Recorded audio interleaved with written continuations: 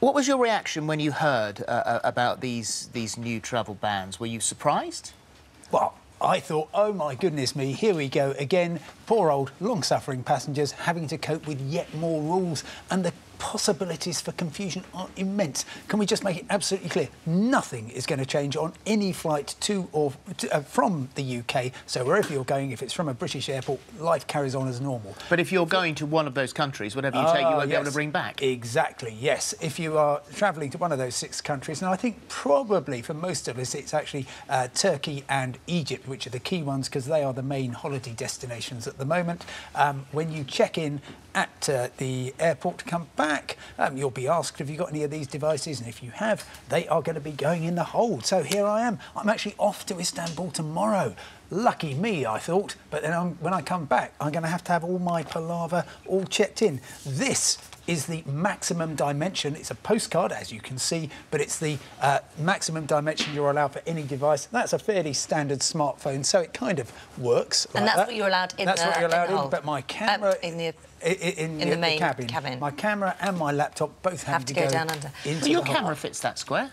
It does, but it's too thick. Sorry, it's only about half an inch thick is okay. all allowed. What about Kindles? Oh no, they're too big. I've checked pretty much everything. Yeah. Any e-reader is going to be too big, so that goes in the hole. But I tell you what, we could be a bit analogue. And do you remember the 20th century? We used to read books. You can still do that. Newspapers as well. I think I might have one of those around somewhere. Sally, what about you? Were you surprised when these rules came in? Not at all. I've been hoping that they would do something, and I think it's a very smart move because it's nice to get ahead of the terrorists.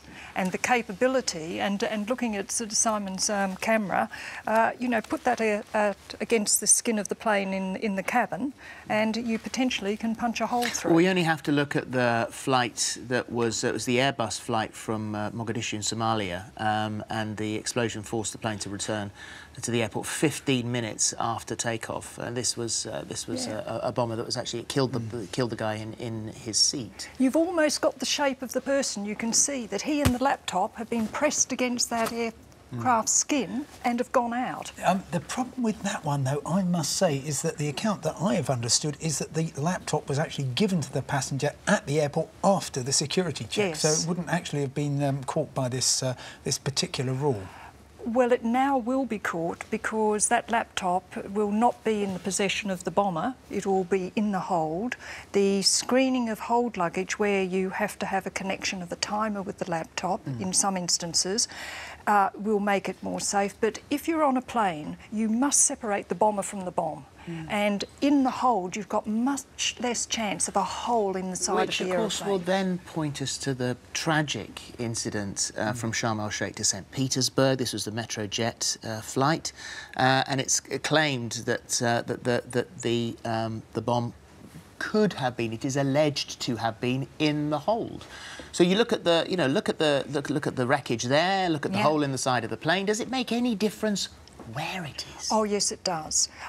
Particularly, that may have been, it was thought it might have been a soft drink can, that was the claim. It may have been in the hold, it may have been under a seat. I'm not sure yet on what the forensics have really shown. I know that there was some explosives in the passengers, in the bodies, but I'm not sure where that actual item was. OK, so, Simon, we often take things on in the cabin because we're worried for their safety. We've seen baggage being chucked in, thrown about, not looked after. If we're putting our most personal possessions, things that could be easily breakable, down in the hold now, how are we going to be? Are we going to have to take out extra insurance? Well, that is the big question, and there's many things about this which have not properly been thought through as far as I can see. And in particular, you'll quite likely find that your travel insurance policy says, well, we'll cover you for valuables, but only if they remain in your cabin baggage. If you're going to check them at the hold, where all manner of things can happen, they're not covered. So you're going to have to read the small print there.